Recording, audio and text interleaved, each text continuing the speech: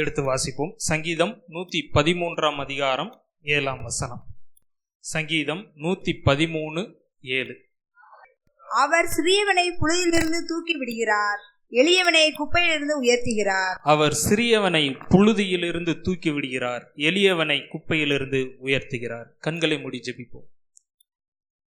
மகா பரிசுத்தமுள்ள பிதாவே, இயேசு கிறிஸ்துவின் நாமத்தினால் ஆண்டவரே உம்முடைய சமூகத்துக்கு நேராய் வரோம்ப்பா. அன்பு தகப்பனே, இன்னைக்கு எங்களோட என்ன வார்த்தை பேசணுமோ ஆண்டவரே அந்த வார்த்தை எங்களோட பேசுங்க ஆண்டவரே. உங்களுடைய பிள்ளைகளோட நீங்க பேசுங்கப்பா. உங்களுடைய பிள்ளைகள் உங்களுடைய வார்த்தைகளுக்காக வந்திருக்கிறாங்க. என் தேவன் தாமே அவங்களுடைய தேவைகளை சந்திங்க ஆண்டவரே.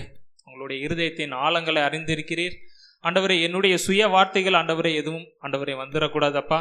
எல்லா வார்த்தைகளும் ஆண்டவரே உம்முடைய பிள்ளைகளுக்கு உம்முடைய வார்த்தைகளாக எனக்குள்ளிருந்து ஆண்டவரே நீங்க பேசுங்கப்பா. நான் சிறுகவும் நீர் மாத்திரம் பெருகவும் வேண்டும் ஆண்டவரே. சகலத்தையும் கரத்தில் ஒப்பு கொடுக்கிறோம். ஆசீர்வதிங்க, பலப்படுத்துங்க. இயேசுவின் மூலம் ஜெபிக்கிறோம் நல்ல பிதாவே, ஆமென். வாசிங்க சங்கீதம் 113:7. அவர் சிறியவனை புழுதியிலிருந்து தூக்கி விடுகிறார், எளியவனை குப்பையிலிருந்து உயர்த்துகிறார். இன்னைக்குன்னு இல்லை, காலங்காலமாகவே பொதுவாக மனுஷங்க இன்னொரு மனிதனை எதை வச்சு எடை போடுறாங்க? காசு, பணம், முகத்தில் வெளிப்புற அழகு, அது கூட வச்சுக்கலாம். வெளிப்புற அழகு, அந்தஸ்து. நல்ல வேலையில் இருந்தோம்னா அதுக்கு ஒரு மதிப்பு இருக்கும். நல்ல ஒரு கலெக்டர் அப்படின்னா என்ன செய்வோம்? இப்போ ஒரு கலெக்டர் இந்த சர்ச்சுக்கு வர்றேன்னா எங்கே உட்காரப்போம்? டக்குன்னு ஒரு பாயை போட்டு உட்காருங்கன்னு சொல்லுவோமா? அவருக்கு ஒரு மரியாதை, அது இயற்கையாகவே வந்துடுது. எல்லா மனிதர்களுக்குமே அது இருக்கு, ஊழியக்காரங்களுக்குமே அது இருக்கும். நானுமே நிறைய இடத்துல அதை அனுபவிச்சிருக்கேன். என்னுடைய வீடியோஸ் பார்த்தீங்கன்னா வசன டிஷர்ட் போட்டுப்பேன். பார்த்துருக்கீங்களா யாராவது? பிளாக் கலர் டிஷர்ட் போட்டிருப்பேன், அதில் வசனம் எழுதியிருக்கும். சில பாஸ்டர்ஸ் மீட்டிங்க்குமே நான் அப்படி போயிருக்கேன் நான். ஏன்னா அது ஒரு ஊழியம் தானே. வெளியே போகும்போது நம்ம இயேசு உங்களை குணமாக்குவார், இயேசு கிறிஸ்துவின் ரத்தம் சகல பாவங்களை நீக்கி நம்மை சுத்திகரிக்கும், இந்த வசனம் இருக்கும். பின்னாடி இயேசு கிறிஸ்துவின் ரத்தம் சகல பாவங்களையும் நீக்கி நம்மை சுத்திகரிக்கும் வசனம் இருக்கும். முன்னாடி இயேசு கிறிஸ்து உன்னை குணமாக்குகிறார் இப்படின்னு போய் சும்மா ரோட்டில் போவோம். நம்ம இயேசுவை பற்றி போய் சொல்ல முடியாத இடத்துலையும் அது என்ன பண்ணும்? வசனம் பேசிக்கிறோம். அதனால போட்டு போவேன். சில பாஸ்டர்ஸ் மீட்டிங்க்கு போகும்போதும் இல்லை சில ஊழியக்காரங்க கிட்ட போகும்போதும் அதை வச்சு நம்மளை என்ன செய்வாங்க? எடை போடுவாங்க. நல்லா ட்ரெஸ் பண்ணிட்டு வந்தால் அவங்கெல்லாம் நல்ல பாஸ்டர்ஸ்ன்ற மாதிரியும் நம்ம டிஷர்ட்டை போட்டு போயிருப்போம். அது வேகாத வெயிலில் சுற்றி சுவிசேஷகன் இல்லையா? ஸோ அப்படி இருக்கும்போதும் ஊழியக்காரங்களுக்குமே அந்த இது இருக்குது. ஊழியக்காரங்களுக்குமே அந்த அந்த பார்வை இருக்கத்தான் செய்யுது. நான் என்னுடைய அனுபவத்தில் சொல்கிறேன். ஸோ ஆண்டவர் அப்படியெல்லாம் பார்க்கறது கிடையாது. ஆண்டவருடைய பார்வையை வித்தியாசமாக தான் இருக்கும். அவர் கனப்படுத்துகிற விதமாக தான் அதை பார்ப்பார். சரி, மனிதர்கள் இப்படியெல்லாம் பார்க்குறாங்க இல்லையா? நமக்கு ஐயோ நான் இப்படி தாங்க, நான் அவங்க நினைக்கிறது கரெக்டு தாங்க அப்படின்னு நம்ம எந்த விஷயத்துல எல்லாம் நினச்சிக்கிருவோம் தாழ்வா. பொதுவாக இந்த ஃபினான்ஸ் நிறைய இடத்துல அது வந்துடும். அவங்கள விட நம்மக்கிட்ட காசு கம்மியாக தானே இருக்குது, நம்ம எளியவர்கள் தான் போல. இல்லை வியாதியாக கூட இருக்கலாம். வியாதி இருக்கிறனால நம்ம மற்றவங்கள பெரியவங்களா நினச்சிக்கிட்டு சின்னவங்களா நம்மளை நினச்சிக்கிறோம். சில இதில் ஞானமும் அந்த இடத்துல இருக்கும். நம்மளை விட கொஞ்சம் அறிவிலையும் ஞானத்தில் இருந்துட்டாங்கன்னா அவங்கள பெரிய ஆளாக பார்க்குறது. இப்போ உதாரணத்துக்கு சொன்னால் ஸ்கூல் காலேஜஸில் ஃபஸ்ட் ரேங்க் எடுக்கிறவங்கலாம் டீச்சர்ஸ்க்கு அவங்கெல்லாம் ஒரு பெட்டு மாதிரி. டீச்சர்ஸ் யார் இருக்கீங்கல்ல? அப்போ இருக்கத்தான் செய்யுது, இயற்கை தான் அது. ஃபஸ்ட் ரேங்க் டாப்பர்ஸ் எல்லாம் வந்தால் அவங்களெல்லாம் வேற மாதிரி பார்க்கறது. ஆனால் தேவனுடைய பார்வை எப்படி இருக்கும்? எல்லாருமே ஒரே மாதிரி தான். நீங்கள் உங்கள் பிள்ளைங்களை எப்படி பார்ப்பீங்க? ஃபஸ்ட் ரேங்க் எடுக்கிற பிள்ளைய பெரிய பிள்ளைனோ, ஃபெயிலாக போயிட்டு இருக்க பிள்ளைய சின்னதுன்னு பார்ப்பீங்களா? இல்லை ரெண்டு கண்ணு மாதிரி பார்ப்பீங்களா? ரெண்டும் ஒன்று தான், ஒரே மாதிரி இருக்கும். அப்படி தானே? இந்த பிள்ளைய விட இந்த பிள்ளைன்னு அதிகமாக நேசிக்கிறேன்னு உங்கள் ரெண்டு பிள்ளையில யாரை சொல்லுவீங்க? யாருமே சொல்ல மாட்டீங்க. வெளியே வேணா திட்டுற மாதிரி இருக்கும். சேட்டை பிடிக்கிற பிள்ளைய திட்டுற மாதிரி இருந்தாலும் நீங்கள் யாருமே சொல்ல மாட்டீங்க. அதான் பெற்றவங்களுடைய இருதயம் அப்படி தான். தேவனும் அதே மாதிரி தான். எல்லாரையும் ஒரே மாதிரி பார்க்குற தேவன். அதே நேரத்தில் அவர் நீதி உள்ள தேவனாக இருக்கிறார். யாராவது ஒடுக்கப்படுறாங்களா, திக்கற்று போயிருக்கிறாங்களா, அவங்க விதவையாக இருக்கிறாங்களா, யாருமே அவங்களுக்கு இல்லையா, அவங்களுக்கு எக்ஸ்ட்ரா கேர் கொடுத்துருவார். ஆனால் அன்பு எல்லாருமேலேயும் சமமாக கொடுக்குற ஆண்டவர் அவங்களுக்கு கீழே இருக்கிறாங்க, அவங்களுக்கு வேற யாருமே இல்லைன்னும் போது அதான் சொல்கிறாரு, திக்கற்ற பிள்ளைகளுக்கு தகப்பன், விதவைகளை விசாரிக்கிறவர், அவங்க நியாயத்தை விசாரிக்கிற ஆண்டவராக இருக்கிறார். அப்போ ஆண்டவருடைய பார்வைன்றது அது வேற மாதிரி தான் இருக்கு. அதான் வசனம் சொல்லுது பாருங்க, அவர் சிறியவனை புழுதியிலிருந்து தூக்கி விடுகிறார், எளியவனை குப்பையிலிருந்து உயர்த்துகிறார். சங்கீதம் 113வது சங்கீதத்துல இந்த வார்த்தை இருக்கு. பொதுவாக இந்த 113வது சங்கீதத்தை பார்த்தீங்கன்னா ஹாலேல் அப்படின்னு இந்த சங்கீதத்தை சொல்லுவாங்க. ஹாலேல் ஹாலேல் அப்படின்னா முக்கியமான பண்டிகைகள்ல எல்லாம் இந்த சங்கீதத்தை வாசித்துருவாங்க. எபிரேயர்கள் பார்த்தீங்கன்னா முக்கியமான பண்டிகைகள்லாம் வரும் இல்லையா, அதுலேயும் முக்கியமாக அந்த பஸ்கா பண்டிகை பெயர்லாம் இந்த அதிகாரத்தை வந்து வாசித்துருவாங்க. இந்த அதிகாரத்தில் முக்கியமான கருத்து என்னன்னா, தேவன் வந்து உன்னதமானவராக இருக்கிறாரு. ஆனாலும் அவர் என்ன பண்றாரு, வானங்களையும் பூமியையும் நோக்கி பார்க்கிறாராம், தன்னை தாழ்த்தி பார்க்கிறாராம். 6வது வசனத்தை வாசிங்களேன், இதுக்கு முதல் வசனம். வானத்திலும் பூமியில் உள்ளவைகளை பார்க்கும்படி தம்மை தாழ்த்துகிறார். அப்படியே 7வது வசனத்தை வாசிங்க. அவர் சிறியவனை புழுதியிலிருந்து தூக்கி விடுகிறார், எளியவனை குப்பையிலிருந்து உயர்த்துகிறார். அவர் எவ்வளவுதான் உன்னதமானவராக இருந்தாலும் அவர் வந்து என்ன பண்றாரு, கீழே அப்படியே பாக்குறாரு, பூமியை பாக்குறாரு. அதுல அவர் கண்ணுக்கு யாரு ஸ்பெஷலா தெரியுறதுன்னா, இந்த சின்னதா எளிமையா இருக்கிறாங்க பாருங்க, அவங்க தான் அவர் கண்ணுக்கு அதிகம் படுறாங்க. அவங்கள தான் என்ன செய்யறாரு, அவங்களுடைய புழுதியில இருக்கிற அவங்கள தூக்கி எடுக்கிறாரு. அந்த எளிமையா இருக்கிறவங்கள குப்பையில இருந்து என்ன பண்றாராம், உயர்த்தி வைக்கிறார்.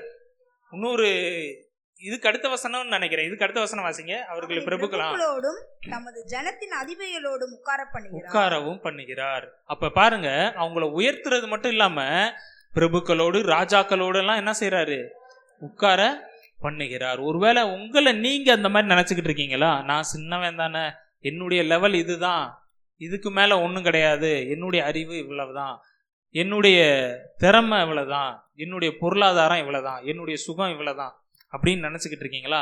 நீங்க நினைக்கிற மாதிரி உங்களுடைய ஆண்டவர் உங்களை பார்க்கறது கிடையாது. அவர் எப்படி பார்க்கிறாரு, நீங்க நினைக்கிற மாதிரியே உங்களை பார்க்கறது கிடையாது. அவர் உங்களை பிரபுக்களோடும் ராஜாக்களோடும் உட்காரவும் உங்க பேரை பெருமைப்படுத்துறது தான் அவர் வந்து பார்க்கிறவராக இருக்கிறார். வேதத்திலிருந்து ஒரு சில உதாரணங்களை பார்ப்போம். இது வந்து கேரக்டர் ஸ்டடி மாதிரி இன்னைக்கு கொண்டு போவோம். முதலாவது யோசேப்பு. நான் யோசேப்பு நேற்று இந்த செய்தியை ப்ரிப்பேர் பண்ணிட்டேன் நான். ஆனாலும் இன்னைக்கு காலையில் தான் எனக்கு தோணுச்சு, என்னடா இந்த சபைக்கு அடிக்கடி யோசேப்பு வந்துட்டு போயிட்டே இருக்காருன்னு. உங்களுக்கு தோணிருக்கா? எனக்கு இன்னைக்கு காலையில் தான் தோணுச்சு, என்ன ஆண்டவரே இது இந்த சபைக்கு அடிக்கடி யோசேப்பு வந்துட்டு போகிறாரு, அடிக்கடி யோசேப்போட அந்த இது வருதுன்னா இப்போ இங்கே ஏதோ ஒன்று இருக்குது. யோசேப்பை மாதிரி ஆண்டவர் என்ன பண்ண போகிறாரு, உங்கள் அநேகரை உயர்த்தத்தான் போகிறார். யாரெல்லாம் விசுவாசத்தோடு இந்த வார்த்தைகளை ரிசீவ் பண்ணுறீங்களோ உங்களை ஆண்டவர் தேசத்தில் மிகப்பெரிய பொசிஷனில் கொண்டு வந்து வைக்க போகிறார். முக்கியமாக குட்டி பிள்ளைங்க உங்களையெல்லாம் ஆண்டவர் என்ன செய்ய போகிறாரு, தேசத்தில் ஒரு உயர்வான இடத்துல ஆண்டவர் வந்து கொண்டு போய் வைக்க போகிறாரு. சரி, இந்த யோசேப்போட லைஃப்பை பாருங்க. அப்பாவுக்கு ரொம்ப செல்ல பிள்ளை யோசேப்பு. யார் அவங்க அப்பா? யாக்கோபு. யாக்கோபுக்கு ரொம்ப செல்லமான ஒரு பிள்ளை. ஏன்னா ராகேலுடைய அந்த கடைசி அந்த இவரோட முதிர் வயதில் பிறந்தவர். ராகேல் அதிகமாக நேசிச்சனால யோசேப்பையும் என்ன பண்ணுறாரு, அதிகமாக நேசிக்கிறாரு. மற்ற 10 பிள்ளைங்களை காட்டிலையும் யோசேப்பு மேலே ரொம்ப பாசம் அவருக்கு. அப்புறம் என்ன பண்ணுறாரு, அவருக்கு யோசேப்புக்கு மட்டும் நல்ல பலவர்ண அங்கி, எப்படி கலர்ஃபுல்லாக இருக்கிற நல்ல ஜிக்கு ஜிக்குன்னு ஒரு ட்ரெஸ்ஸை வாங்கி போட்டு அழகு பார்க்குறாரு. மற்ற அண்ணன்மார்களுக்கெல்லாம் இது எப்படி இருக்குது, பொறாமையாக இருக்குது. அந்த காலத்தில் இருந்திருக்கு பாருங்கள், நல்ல அழகான ட்ரெஸ்ஸை கொடுத்தோடனே பொதுவாக லேடிஸ்க்கு தான் அந்த மாதிரி இருக்கும். இந்த இடத்துல பசங்களுமே என்ன பண்ணுறாங்க, பொறாமைப்படுறாங்க. பொறாமைப்பட்டு என்ன பண்ணுறாங்க, ஒரு வன்கண்ணிலே இருக்கிறாங்க யோசேப்பு மேலே. இது பத்தாதுன்னு யோசேப்பு வேற என்ன பண்ணுறாரு, ஒரு 2 சொப்பனத்தை வேற பார்த்துட்டு எல்லாத்தையும் போய் சொல்லிடுறாரு. ஸோ இது என்ன பண்ணிடுது, இன்னும் அவங்களுடைய பொறாமையும் கோபத்தையும் அதிகப்படுத்துது. ஏன்டா நாங்கள்லாம் வந்து உன்னைய போய் வணங்குவோமா அப்படின்ற மாதிரி. இது பத்தாதுன்னு அவர் என்ன பண்ணுறாரு, அன்னைங்க பண்ணுற தப்புகள் எல்லாத்தையும் போய் அப்பா கிட்ட போட்டு கொடுத்துட்றாரு. இது அவங்களுக்கு வந்து எந்த அளவுக்கு போயிடுச்சுன்னா ஒரு கொலை வெறி தாக்குதல் அளவுக்கு போயிடுச்சு. எப்படியாவது யோசேப்பை போட்டு தள்ளிடணும், அந்த லெவலுக்கு போயிட்டாங்க அண்ணன்மார்களுடைய அந்த மென்டாலிட்டி. இந்த மாதிரி இருக்கும்போது ஒரு நாள் யாக்கோபு யோசேப்பை கூப்பிட்டு சொல்கிறாரு, போய் உங்கள் அண்ணன்மார்களை போய் விசாரிச்சுட்டு வா, பார்த்துட்டு வான்னு சொல்லும் போது யோசேப்பும் போகிறார். போன இடத்துல என்ன பண்ணிட்டாங்க, அன்னைங்க சிக்கிட்டான்டா, தனியாக வந்து மாட்டிக்கிட்டான். அப்பாவும் கூட இல்லை, வேலைக்காரங்க யாரும் கூட இல்லை, நம்ம தான் இருக்கிறோம். இவனை என்ன செஞ்சிடலாம், இங்கேவே கொலை செஞ்சு போட்டுடலாம். கொலை செஞ்சு போட்டுட்டு வீட்டில் போய் அப்பா கிட்ட எப்படியா சமாளிச்சிடலான்னு ஒரு ஐடியாவை போடுறாங்க. அப்போ ரூபன் வந்து காப்பாற்றி என்ன பண்ணுறாங்க, எதுக்குள்ள போடுறாங்க? ஒரு குழிக்குள்ள, வனாந்தரத்தில் இருக்கிற ஒரு குழிக்குள்ள தூக்கி போட்டுறாங்க. அப்போ யோசேப்போட இருதயம் எப்படி இருந்திருக்கும்? தான் நேசித்த அன்னைங்க, என்னதான் இருந்தாலும் அன்னைங்க தானே. இப்போ அண்ணன் தம்பிக்குள்ள சண்டை வராமலாம் இருக்கா? சின்ன பிள்ளையில சண்டை வரத்தான் செய்யும். யோசேப்புக்கு வெறும் 17 வயசு. இன்னைக்கு இருக்கிற 17 வயசு பிள்ளைங்களுக்கு இருக்கிற விவரம் கூட அன்னைக்கு அவருக்கு இருந்திருக்காது. அப்படித்தானே? ஒரு 50 வருஷத்துக்கு முன்னாடி யோசித்து பாருங்க. 17 வயசுல என்ன பண்ணி இருந்திருப்பீங்க நீங்களாம்? அப்பெல்லாம் இந்த விவரமெல்லாம் இருந்திருக்குமா அந்த காலத்துல?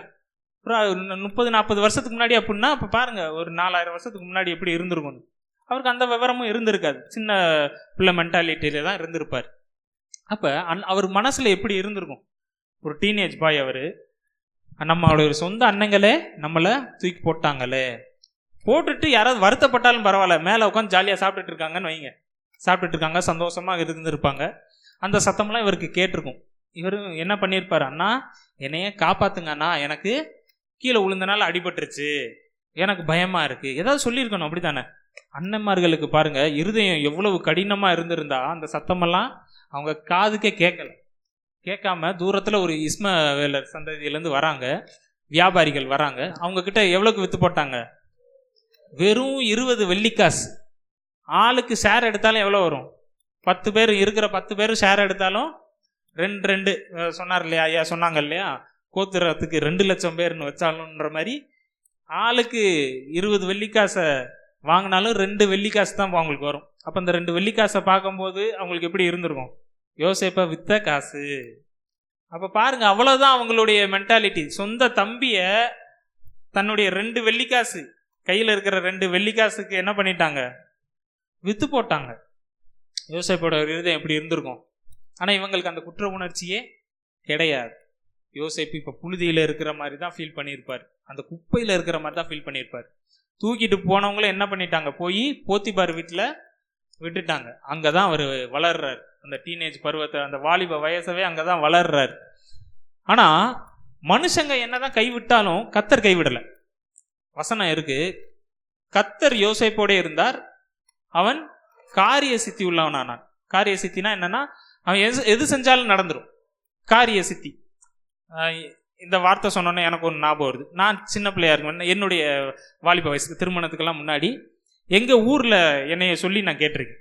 என்ன சொல்லுவாங்கன்னா, இந்த பையன் ராசியான பையன் அப்படின்வாங்க. உங்களையும் சொல்லி கேள்விப்பட்டிருப்பீங்க. ஏன்னா அவங்களுக்கு தெரியாது. ஏன் அப்படின்னா, நம்ம கூட யார் இருக்குது? கத்தர் இருக்கனால நம்ம ஏதாவது தொட்டு செய்யும் போது அதை என்ன பண்ணிடுறாரு? ஆண்டவர் வாய்க்க பண்ணிடுறாரு. அது அவங்களுக்கு தெரியலை. ஆண்டவரை பற்றி அதிகம் இந்த இதெல்லாம் தெரியாத ஆட்கள் என்ன சொல்கிறாங்க? இந்த பையன் ரொம்ப ராசியான பையன் அப்படின்னு சொல்லுவாங்க. அன்னைக்கு யோசேப்புக்கும் அதுதான் நடந்தது. போத்திபாருக்கும் இந்த பையன்கிட்ட ஏதோ விசேஷமாக இருக்குது, இந்த பையன் தொடுறதெல்லாம் என்ன பண்ணிடுது? சாதாரணமாக செடிக்கு தண்ணி ஊற்றினாலும் அது மடமடன்னு வளர்ந்து நல்லா கனி கொடுக்குது, சீக்கிரம் வளர்ந்துருது, பட்டு போகலை. சின்ன சின்ன விஷயங்களையும் ரொம்ப டீட்டெயிலாக பண்ணுறாரு. அப்படின்னு என்ன பண்ணியிருப்பாரு? யோசேப்பை என்ன பண்ணுறாரு? அவர் மட்டும் யோசேப்பை தனியாக வச்சுக்கிட்டே வராரு, ஒரு அதிகாரியை போல. ஆனால் அடிமை தான். அடிமையாக இருந்தாலும் அந்த போத்திபார் வீட்டில் அந்த மாதிரி வளர்க்கப்படுறாரு. ஆனாலும் பிசாசுக்கு பாருங்களேன், யோசேப்பு மேலே ஒரு கண்ணு. யார் மூலியமா? போத்திபாரின் மனைவி மூலியமா. அவள் பாவம் செய்ய கூப்பிட்றா. ஆனால் யோசேப்பு என்ன செய்யலை? அதுக்கு ஒத்து வராததுனால ஒரு பொய் கேஸ் போட்டு என்ன பண்ணிட்டாங்க? சிறைச்சாலைன்னா வேற ஒன்றும் இல்லை, அது போத்திபார் வீட்லேயே ஒரு இடம், போத்திபார் வீடு தான், அதுக்குள்ளேயே ஒரு இடம் தான் அந்த சிறைச்சாலை. அப்போ என்ன பண்ணிட்டாங்க? அங்கேயும் போகிறாரு. அங்கே போனாலும் அவர் செய்கிறதெல்லாம் வாய்க்குது. அவர்கிட்ட ஏதோ ஒரு வித்தியாசத்தை பார்க்குறாங்க. அங்கேயும் என்ன பண்ணுறாரு? ஒரு அடிமையாக இருந்தாலும், சிறை கைதியாக இருந்தாலும் ஒரு ஸ்பெஷலாக வளர்க்கப்படுறாரு. அங்கே மட்டும் அவருக்கு சில சலுகைகள்லாம் கொடுக்கப்பட்டு வளர்க்கப்படுறாரு. அப்போ தான் 2 பேர் வராங்க. யார்? சுயம்பாகிகளின் தலைவன் பானபாத்திரக்காரன். அவங்களுடைய கனவுகளுக்கும் விளக்கத்தை கொடுக்குறாரு. சொப்பனக்காரர் இவர் சொப்பனத்தை விளக்கு சொல்கிறாரு. சொல்லும் போது ஒரு வார்த்தை சொல்லி அனுப்புவார். நீ வாழ்ந்திருக்கும் போது என்னை மறந்துடாதன்னு சொல்லி தான் அனுப்புவார். ஆனால் பானபாத்திரக்காரன் என்ன பண்ணிடுவான்? மறந்தே போயிட்டான். அதுக்கப்புறம் சில வருடங்கள் கழித்து ராஜாவுக்கு ஒரு கனவு வருது. அப்போ தான் அவனுக்கு ஞாபகம் வருது, ஆகா இதே மாதிரி நமக்கும் ஒரு நாள் கனவு கனவுக்கு விளக்கம் கேட்கணும்னு இருக்கும்போது யார் வந்தது? ஒரு எபிரேய பிள்ளையாண்டான் நம்முடைய கனவுக்கு விளக்கத்தை சொன்னான்ல. அப்போ ராஜாவுடைய கனவுக்கும் அவனால் சொல்ல முடியும். அப்போ தான் ஆண்டவர் அவனுக்கு ஞாபகமே படுத்துறாரு. கத்தர் மறக்கலை, யோசேப்பை. ஆனால் மனுஷங்க மறந்துட்டாங்க. அந்த பக்கம் அன்னைங்க மறந்துட்டாங்க. அப்பா கிட்ட போய் என்ன சொல்லிட்டாங்க, இது உங்களுடைய குமாரனுடைய அங்கியான்னு பாருங்க அப்படின்னு தெரியாத மாதிரி அதில் ஆட்டு ரத்தத்தெல்லாம் தெளித்து ஏதோ ஒரு மிருகம் அவரை சாகடிச்சிருச்சு அப்படின்னு நம்ப வச்சுட்டாங்க அப்பாவையும். பாப்பாவும் மறந்துருப்பார். அப்பா மறந்தாச்சு, அன்னைங்க மறந்தாச்சு, போத்திபார் மறந்தாச்சு, எல்லாரும் மறந்தாச்சு. ஆனால் என்ன பண்ணாரு, கர்த்தர் யோசேப்பை மறக்கலை. அன்னைக்கு நைட்டு தான் அவர் சிறைச்சாலை கைதியா இருக்கிறாரு. அடுத்த நாள் எங்க இருக்கிறாரு, ராஜாக்கு ஈக்குவலா இருக்கிறாரு. ராஜா என்ன பண்றாரு, தன்னுடைய சொப்பனத்தை கரெக்டா அவர் அர்த்தத்தை சொன்னோன்னே சொல்றாரு, இந்த மாதிரி பஞ்சம் வரப்போது, பஞ்சத்தை இப்படி இப்படியெல்லாம் சேமிச்சு வைக்கணும்னு, உனக்கு தேவனுடைய ஆவியை பெற்றிருக்கிற இந்த பிள்ளையை காட்டிலையும் வேற யார் ஞானவானா இருக்க போறது, இந்த பையனவை என்ன பண்ணிருங்க அந்த அதிபதியா வச்சிடலாம் அப்படின்னு சொல்லிட்டு என்ன பண்றாங்க, ராஜாக்கு அடுத்த ஸ்தானத்துல என்ன பண்ணிட்டாங்க, யோசேப்பை உயர்த்தி வச்சுட்டாங்க. ஸோ ஆண்டவருடைய பார்வையை பாருங்கவே, ஏன் இத்தனை நாட்களா யோசேப்பை ஒரு அடிமைத்தன வாழ்க்கையில வச்சிருந்தாரு, ஏன் அங்க போய் ஒரு சிறைச்சாலை அனுபவத்துக்குள்ள இருந்தாரு? ஏன்னா கர்த்தருடைய வார்த்தை என்ன பண்ணிக்கிட்டே இருந்துச்சான், யோசேப்பை புடமிட்டுக்கிட்டே இருந்துச்சான். புடமிட்டு கடைசியில் அவர் பொண்ணை போல என்ன பண்ணிட்டாரு, விளங்கிட்டாரு. அப்ப கொஞ்சம் யோசித்து பார்த்தீங்கன்னா தெரியும், ஒரு சிறைச்சாலையில் இருக்கும் போதே எல்லா அட்மினிஸ்ட்ரேட்டிவ் அந்த இதெல்லாம் கற்றுக்கிட்டாரு. ஒரு விஷயத்தை எப்படி பண்ணணும், ஒரு அந்த ஆளுகை செய்கிற அந்த இதெல்லாம் ஆண்டவர் என்ன பண்ணிட்டாரு, சிறைச்சாலையிலே அவர் கற்றுக் கொடுத்துட்டார். மற்றவங்களை எப்படி செஞ்சு வேலை வாங்கணும், மற்ற ஒரு விஷயத்த ஒரு லீடராக ஆண்டவர் என்ன பண்ணிட்டாரு, உருவாக்கி வச்சுட்டு கடைசியில் என்ன பண்ணிட்டாரு, டைரக்டாக கொண்டு போய் பல தேசங்களுக்கு சோறு போடுற ஆளாக யோசேப்பை மாத்தினாரு. ஒருவேளை நீங்களும் இந்த அனுபவத்தில் இருக்கலாம். உங்க சகோதர சகோதரிகளாக புறக்கணிக்கப்பட்டிருக்கலாம், சொந்தக்காரங்களால புறக்கணிக்கப்பட்டிருக்கலாம், மறக்கடிக்கப்பட்டிருக்கலாம். நீங்க அவங்கள அதிகமா நேசிச்சும் அவங்க உங்களுக்கு நன்மைக்கு தீமை செஞ்சிருக்கலாம். ஆனா ஞாபகம் வச்சுக்கோங்க, கர்த்தர் உங்களை ஒரு நாளும் மறக்கவே மாட்டார். அவர் ஏற்ற காலத்துல உங்களை உயர்த்தத்தான் போறார். மனுஷங்க மறக்கத்தான் செய்வாங்க, மனுஷங்களை நீங்க நேசிச்ச மனிதர்கள் உங்களை மறக்கத்தான் செய்வாங்க. ஆனா தேவன் உங்களை மறக்கவே மாட்டார். எப்படி யோசேப்பு பல தேசங்களுக்கு சாப்பாடு கொடுத்தாரோ, நீங்களும் அநேகருக்கு சாப்பாடு கொடுக்கத்தான் போறீங்க. உங்க மூலியமாக இந்த ஆசீர்வாதம் நடக்கத்தான் போகுது. நான் மறுபடியும் சொல்றேன், யோசேப்பு ஆண்டவர் இந்த சபைக்கு மறுபடியும் சொல்லிக்கிட்டே இருக்கிறார். நான் இன்னைக்கு தான் அதுவே எனக்கே தெரிஞ்சது, இன்னும் இந்த சபைக்கு மட்டும் யோசேப்பு அடிக்கடி வந்துகிட்டே இருக்கிறாரு.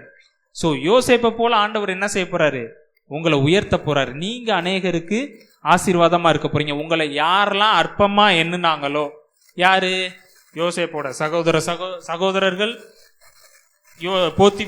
போத்திபாரு மனைவி, சுயம்பாய்கள், இந்த பானபாத்திரக்கார தலைவன், எல்லாத்துக்குமே யோசேப்பு தான் சாப்பாடு போட்டார். எல்லாருக்குமே, இவங்க எல்லாருமே சாப்பிட்டதுக்கு காரணம் யோசேப்பு தான். பஞ்ச காலத்துல சேர்த்து வச்சு அந்த ஞானத்துல வச்ச சாப்பாடைத்தான் என்ன பண்ணாரு, அவங்களுக்கும் போட்டாரு, ஊருக்கே போட்டாரு சாப்பாடு. ஸோ யாரெல்லாம் உங்களுக்கு விரோதமா இருந்தாங்களோ எல்லாருக்கும் நீங்க தான் சாப்பாடு போட போறீங்க, எல்லாருக்கும் நீங்க தான் ஆசீர்வாதமா இருக்க போறீங்க. சரி, அடுத்து ஒரு உதாரணத்தை பார்ப்போமே. யோசேப்பை பார்த்துட்டோம். அடுத்து நியாயாதிபதிகள் 6வது அதிகாரத்தையும் 7வது அதிகாரத்தையும் நீங்க வீட்டில் போய் படிச்சு பார்க்கலாம். இப்போ நான் சொன்ன ஸ்டோரியெல்லாம் ஆதியாகமம் 37 41 வரைக்கும் நீங்க படிக்கலாம். அடுத்து நியாயாதிபதிகள் 6வது அதிகாரம் 7வது அதிகாரம் யாரை பத்தி இருக்கு, கிதியோன். பொதுவாகவே இந்த நியாயாதிபதிகள் புஸ்தகத்தை பார்த்தீங்கன்னா, இது அன்னைக்கு பைபிள் ஸ்டடி வந்தவங்களுக்கு தெரியும். ஒரு 4 எஸ் வச்சு சொல்லி கொடுத்தேன், ஞாபகம் இருக்கா?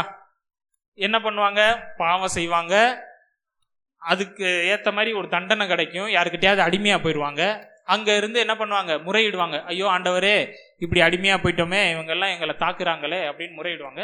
அங்க இருந்து ஒரு ரட்சகனை எழுப்புவார், ஒரு நியாயாதிபதியை எழுப்புவார். அந்த நியாயாதிபதி எழும்பி அவங்க கிட்ட இருந்து இவங்களை இஸ்ரவேல் ஜனங்களை விடுதலை பண்ணிட்டு கொஞ்ச காலம் நல்லா அரசாட்சி பண்ணுவாங்க. மறுபடியும் இந்த ஜனங்க என்ன பண்ணிடுவாங்க, பாவத்துல விழுவாங்க, அங்க இருந்து யார்கிட்டயாவது அடிமையா போயிடுவாங்க, மறுபடியும் முறையிடுவாங்க. ஆண்டவர் ஒரு நியாயாதிபதி ஏற்படுத்துவாரு, மறுபடியும் என்ன பண்ணுவாங்க, பாவத்துல விழுவோம். இது அப்படியே சுத்திக்கிட்டே வரும். இன்னைக்கு நம்முடைய லைஃப்பும் அந்த மாதிரி தான் இருக்கு. அப்படித்தானே, ஏதாவது செய்வோம், தண்டனை கிடைக்கும், அப்புறம் ஆண்டவர்கிட்ட முறையிடுவோம், அப்புறம் ஆண்டவர் சில காலம் நல்லா இருப்போம், அப்புறம் அப்படியே சுத்திக்கிட்டே இருக்கிற மாதிரி மனிதர்களுடைய இப்ப இருக்க வாழ்க்கை மாதிரியே அன்னைக்கு நியாயாதிபதிகள் காலத்துல இருந்தது. நியாயாதிபதிகள் புஸ்தகத்தை படிக்கும் போதும் இதுதான் கான்செப்ட், இதுதான். இந்த 4 எஸ்ஸை மட்டும் ஞாபகம் வச்சுக்கோங்க: சின், ஸ்லேவரி, சப்ளிகேஷன், சால்வேஷன். சின், ஸ்லேவரி, சப்ளிகேஷன், சால்வேஷன், இந்த 4S தான் சுத்திக்கிட்டே இருக்கும். சரி, இப்படி இருக்கும்போது இஸ்ரவேல் ஜனங்கள் வந்து இந்த தடவை யார்கிட்ட மாட்டிக்கிட்டாங்கன்னா மீதியானியர்கள் கிட்ட மாட்டிக்கிட்டாங்க. மீதியானியர்கள் அவங்களோட டெக்னிக்ஸ் என்னன்னா, வந்து பயிர் வகைகள் எல்லாத்தையும் அழிச்சு போட்டுருவாங்க, எடுத்துட்டு போயிடுவாங்க, அழிச்சுட்டு போட்டுருவாங்க, ஆடு மாடு எல்லாத்தையும் பிடிச்சிட்டு போயிடுவாங்க. அப்படின்னா சாப்பாடுக்கு வழி இருக்காதுல இஸ்ரவேல் ஜனங்களுக்கு. அந்த மாதிரி ஒரு டெக்னிக்ஸ் வந்து யூஸ் பண்ணிட்டு இருப்பாங்க. இந்த மீதியானியர்கள் ஜனங்கள் வந்து கிட்டத்தட்ட ஒரு 7 வருஷம் வந்து இஸ்ரவேல் ஜனங்களை ஒடுக்க ஆரம்பிச்சிட்டாங்க. இப்போ இந்த இடத்துல தான் இப்படியெல்லாம் வந்து பிடிச்சிட்டு போயிடுவாங்களே அப்படின்றதுக்காண்டி பயந்து ஒருத்தர் போர் அடிச்சுக்கிட்டு இருக்காரு. எங்க ஆலை பக்கத்துல. பொதுவாக அந்த கிராமத்து பக்கம் போனீங்கன்னா போர் அடிக்கிறது பார்த்தீங்கன்னா செவுறு பக்கத்துல எல்லாம் பண்ண மாட்டாங்க, நல்ல காத்தடிக்கிற இடத்துல தான் பண்ணுவாங்க. அப்பதான் பதறுகள்லாம் என்ன செய்யும், பறந்து போயிடும். ஆனா இவர் என்ன பண்றாரு, ஆலை பக்கத்துல என்ன பண்றாரு, போர் அடிச்சுக்கிட்டு இருக்காரு. பயம், யாரும் வந்து எடுத்துட்டு போயிடக்கூடாது, வந்தா கூட நம்ம எடுத்து அங்கேயாவது மறைச்சு வச்சிடலாம் அப்படின்ற ஒரு பயத்துல இந்த கிதியோன் வந்து இப்படி பண்ணிக்கிட்டு இருக்காரு. அப்பதான் கர்த்தருடைய வார்த்தை வருது. கர்த்தருடைய தூதனானவர், அது யாரு, கர்த்தருடைய தூதனானவர்னா யாருன்னு சொல்லி கொடுத்தேன், ஞாபகம் இருக்கா? ஜீசஸ், ஏசு கிறிஸ்து தான் கர்த்தருடைய தூதனானவர்னு பழைய ஏற்பாட்டுல எங்கெல்லாம் படிக்கிறீங்களோ அதெல்லாம் ஏசு கிறிஸ்து தான் தூதனானவர். கர்த்தருடைய தூதன் கிடையாது, தூதனானவர் அப்படின்னு போட்டிருக்கும். இங்கிலீஷ்ல படிச்சீங்கன்னா capital A, angel of God அப்படி போட்டிருக்கும். ஸ்மால் ஏ போட்டுருந்துச்சுன்னா அது வந்து சாதாரண ஏஞ்சல்ஸ் தான். So angel of God. அந்த ஜீசஸ் வந்து என்ன பண்றாங்க, பராக்கிரமசாலியே கர்த்தர் உன்னோடே இருக்கிறார் அப்படின்னோடனே இவர் சொல்றாரு, அவருடைய மனசுல இருக்க சொல்றாரு, ஆண்டவரே என் கூட இருந்தீங்கன்னா எதுக்கு இப்படி எல்லாம் நடக்குது அப்படின்னோடனே ஆண்டவர் தான் சொல்றாரு, நீ தான் என்ன பண்ண போற, மீதியானியர்கள் கிட்ட இருந்து இஸ்ரவேல் ஜனங்களை காப்பாற்ற போற. அப்ப அவருடைய எண்ணத்தை வெளிப்படுத்துறாரு பாருங்க. ஆண்டவரே, நாம் இருக்கிறதுல சின்ன கோத்திரமான மனாசே கோத்திரத்தை சேர்ந்தவன் ஆண்டவரே, நான் வந்து மனாசே கோத்திரம், அதுலயும் எங்க அப்பா குடும்பம் வந்து ரொம்ப சின்ன குடும்பம், எங்க அப்பா வீட்லயும் பாத்தீங்கன்னா நான் வந்து ரொம்ப சின்ன பையன், என்னைய போய் எப்படி ஆண்டவரை தேர்ந்தெடுக்கிறீங்க அப்படின்னோடனே கர்த்தர் சொல்றாரு, நான் உன் கூட இருப்பேன், நீ தான் மீதியானியர்களை ஒரு மனுஷனை முறியடிக்கிற மாதிரி என்ன பண்ணுவ, அவங்கள தோக்கடிச்சிருவ அப்படின்ற. பாருங்க, ஒரு தேசத்தவே, ஒரு தேசம் இல்ல, மொத்தம் 3 தேசம் வருது. எதுன்னு தெரியுமா? மீதியானியர்கள், அமலேக்கியர்கள், கிழக்கத்தி புத்திரர்கள். மொத்தம் 3 தேசங்களுக்கு விரோதமா போர் நடக்க போகுது. நீங்க யோசித்து பாருங்க. பாகிஸ்தான் இந்த பக்கம், சைனா, வேற எது, பங்களாதேஷ்னு வச்சுக்கோங்க. 3 தேசத்தையும் இப்ப கர்த்தர் வந்து தோன்றி சொல்றாரு, மகனே நீ வந்து 3 தேசத்தையும் ஒரே ஆளை தோக்கடிக்கிற மாதிரி தோக்கடிக்க போற அப்படின்னா எப்படி இருக்கும்? அவர் ஏற்கனவே பயந்தாங்கொலி, ஒரு போர் அடிக்கிறது கூட எங்கிட்டு செவுத்து பக்கமா நண்டு மறைஞ்சு அடிச்சுக்கிட்டு இருக்காரு, யாரும் பார்த்துருவாங்களோ அப்படின்னு. ஸோ அப்படி பயந்தாங்கொலி கிட்ட போய் ஆண்டவர் சொல்றாரு பாருங்க, ஒரு மனுஷனை நீ தோக்கடிக்கிற மாதிரி எல்லாரையும் தோக்கடிச்சிருவ அப்படின்னு. ஆண்டவரே ஒரு திட்டத்தை போட்டு கொடுக்குறாரு. என்ன செஞ்சாங்க, போர் வீரர்கள்லாம் கூப்பிடுறாங்க. அவங்க பார்த்தீங்கன்னா கடற்கரை மணல் மாதிரி இருக்காங்க. 3 தேசத்தாலும் மீதியானியர்கள், அமலேக்கியர்கள், கிழக்கத்தி புத்திரர்கள் கடற்கரை மணல் மாதிரி இருக்காங்க. ஆனா இவங்க டீமை பாருங்க, 32,000 பேர். எத்தனை பேரு? 32,000 பேர் தான் இஸ்ரவேல் நாட்டில். அப்ப இவர் நினைச்சிருப்பாரு, இன்னும் இவ்வளவு பெரிய ஆட்களுக்கு விரோதமா வெறும் 32,000 பேரோட போறோமேன்னு கிதியோன் ஆல்ரெடி பயந்துகிட்டே தான் இருந்திருப்பாரு. கர்த்தர் வந்து என்ன சொன்னார் தெரியுமா, 32,000 பேர்லாம் ரொம்ப அதிகம்ப்பா, யாருக்கெல்லாம் பயமா இருக்கோ எல்லாத்தையும் வீட்டுக்கு போக சொல்லு அப்படின்னோடனே என்ன பண்ணிட்டாங்க, 22,000 பேர் போயிட்டாங்க. எல்லாரும் என்னது, எல்லாம் தொட நடுங்கி அப்படியே பயந்துகிட்டே வந்திருக்காங்க. அப்படியே கத்தியெல்லாம் பிடிச்சாங்கன்னா கடன்னு மியூசிக் போட்டுட்டு இருந்திருக்கும். ஸோ எல்லாருமே பயந்துகிட்டு என்ன பண்ணிட்டாங்க, 22,000 பேர் வீட்டுக்கு போயிட்டாங்க. மிச்சம் இருக்கிறது எவ்வளவு, 10,000 பேர் தான். அந்த 10,000 பேரையும் ஆண்டவர் பார்க்குறாரு, இதுவும் ரொம்ப அதிகம், நீ என்ன பண்ணு, வேணா ஒரு டெஸ்ட் வைக்கிறது, போய் தண்ணி குடிக்க சொல்லு, கீழே அந்த ஏதோ ஏரியோ குளமோ ஏதோ இருந்திருக்கும், அதை தண்ணி குடிக்க சொல்லணுன்னே நல்லா முழங்கால் போட்டு தண்ணி குடிச்சிட்டு இருக்காங்க. ஒரு சிலர் என்ன பண்ணுறாங்க, முழங்கால் கூட போட முடியாமல் அப்படியே கையில் எடுத்து குடிச்சுக்கிட்டு இருக்காங்க. அப்போ இது உங்களுக்கு ஏற்கனவே சொல்லி கொடுத்துருப்பேன், முழங்கால் போட்டு அவங்க ஃபிட்டாக இருப்பாங்களா, இல்லை குனிய கூட முடியாத ஆட்கள் ஃபிட்டாக இருக்காங்களா? நல்லா முழங்கால் போட்டு குனிஞ்சு குடிக்கிற ஆட்கள் தான் ஃபிட்டான ஆட்கள். அவங்களையெல்லாம் ஆண்டவர் வீட்டுக்கு போக சொல்லிட்டாரு, அவங்களையெல்லாம் அனுப்பி விட்டுரு. தண்ணியை எடுத்து குடிச்சாங்க பாருங்க, குனிய கூட முடியாம எடுத்து நாய் நக்கிற மாதிரி நக்கி சாப்பிட்றாங்க இல்லையா. எண்ணி பார்த்தா எத்தனை பேர், 300 பேர். வெறும் இந்த 300 பேர் எல்லாம் அன்ஃபிட் ஆட்களை தான் என்ன பண்றாரு ஆண்டவர், 3 தேசத்தை காலி பண்றதுக்கு அனுப்பி விடுறாரு. இந்த கிதியோன் என்ன பண்றாரு, கூட்டுட்டு போறாரு.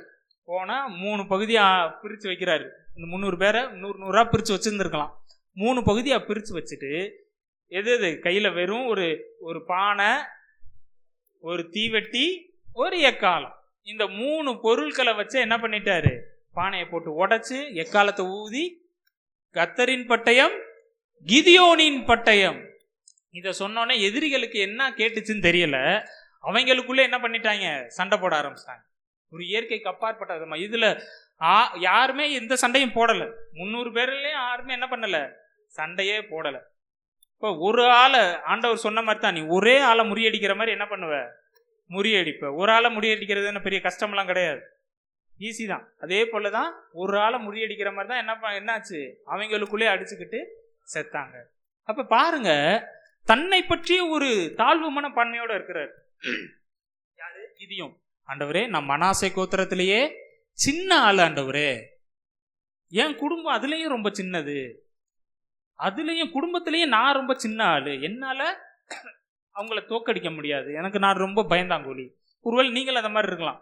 உங்க ஃபினான்ஸை வச்சோ, உங்களுக்கு இருக்கிற சுகத்தை வச்சோ, இல்லை உங்களுக்கு இருக்கிற படிப்பறிவை வச்சோ, உங்க சொந்தக்காரங்களோ, உங்க நண்பர்களோ, உங்க வீட்டில் சுற்றி இருக்கிறவங்களோ, உங்களை சத்ருவா நினைக்கிறவங்களோ உங்களை விட உயர்வா இருக்கலாம். உண்மையாகவே அது உயர்வா இருக்கலாம். ஆனால் அவங்கள பார்க்கும்போது, ஐயோ நான் ரொம்ப தாழ்வையா இருக்கேனே, எனக்கு என்னால் முடியலையே, நான் ரொம்ப சிறுமைப்பட்டு தானே இருக்கிறேன், புழுதியில தானே இருக்கிறேன், குப்பையில தானே இருக்கிறேன், நீங்க யோசித்தீங்கன்னா கர்த்தர் உங்களை அப்படி பார்க்கறது கிடையாது. அதை ஃபர்ஸ்ட் யோசிக்கோங்க. உங்க மென்டாலிட்டியை மாத்துங்க. வார்த்தைகளை பத்தி அண்ணன் சொன்னாங்க இல்லையா, வார்த்தைகள் பேசுறது நல்ல வார்த்தைகள், அது பழிக்கும் அப்படியே.